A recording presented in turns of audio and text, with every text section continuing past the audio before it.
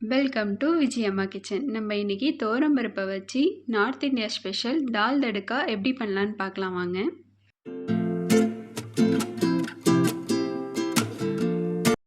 தேவையான பொருட்கள் என்னென்னு பார்த்துடலாம் வாங்க.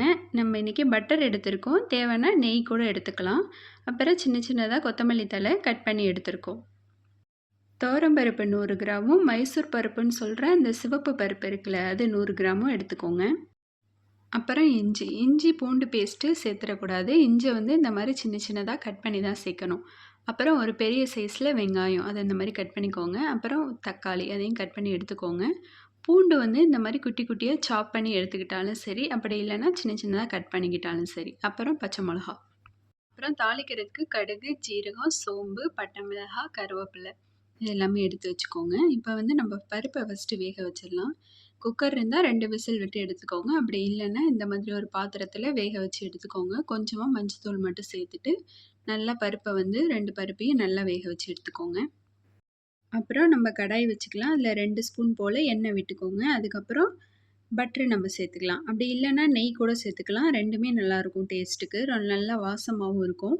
அப்புறம் நம்ம தாளிக்க எடுத்து வச்சிருந்த கடுகு, ஜீரகம், சோம்பு, கருவேப்பிலை, பட்டை மிளகாய் எல்லாம் நல்லா பொரிஞ்சு வர வரைக்கும் நல்லா சிம்லேயே வச்சுட்டு வறுத்து எடுத்துக்கோங்க. இப்போ நம்ம கட் பண்ணி வச்சுருக்க வெங்காயத்தை ஃபஸ்ட்டு சேர்த்துடலாம். நல்லா வெங்காயம் நல்லா பொன்னிறமாக ஆகிற வரைக்கும் நல்லா வறுத்து விடுங்க.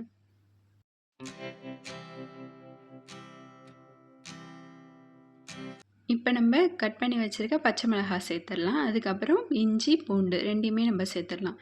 ரெண்டுத்தையுமே சேர்த்துட்டு நல்லா பச்சை வாசனை போகிற அளவுக்கு நல்லா வதக்கி விட்டுக்கோங்க.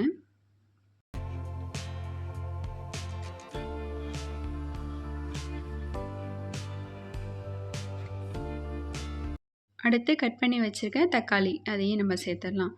தக்காளியும் சேர்த்துட்டு நல்லா வதக்கி விட்டுக்கோங்க.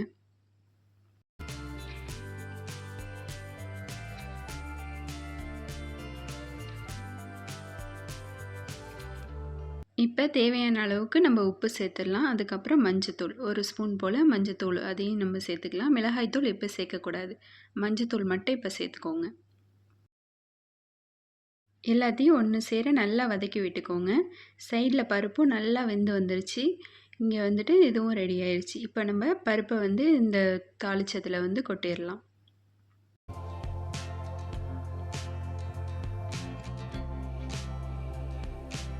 மசாலா ஃப்ளேவர் நல்லா இறங்குற மாதிரி நல்லா கொதிக்க விட்டு இறக்கிக்கோங்க. ஒரு 15 நிமிஷமாவது கொதிக்க விடுங்க.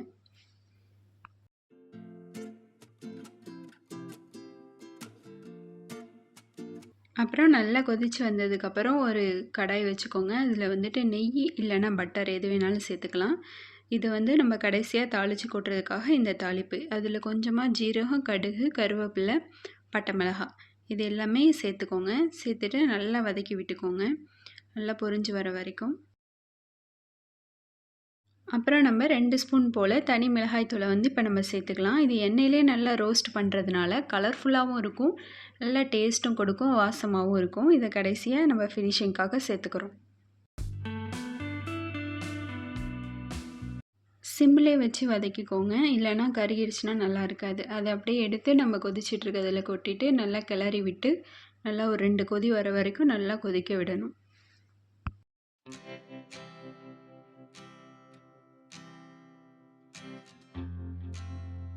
கடைசியாக கருவேப்பிலையும் கொஞ்சம் கொத்தமல்லி தழையும் தூவி இறக்கிட்டோன்னா சூப்பரான நார்த் இந்தியா ஸ்பெஷல் தால் தடுக்கா ரெடி ரெஸ்டாரண்ட் ஸ்டைலில். நீங்களும் கண்டிப்பாக ட்ரை பண்ணி பாருங்கள், ரொம்பவே நல்லாயிருக்கும். வீடியோ பிடிச்சிருந்தா லைக் பண்ணுங்கள், ஷேர் பண்ணுங்கள், சப்ஸ்கிரைப் பண்ணுங்கள்.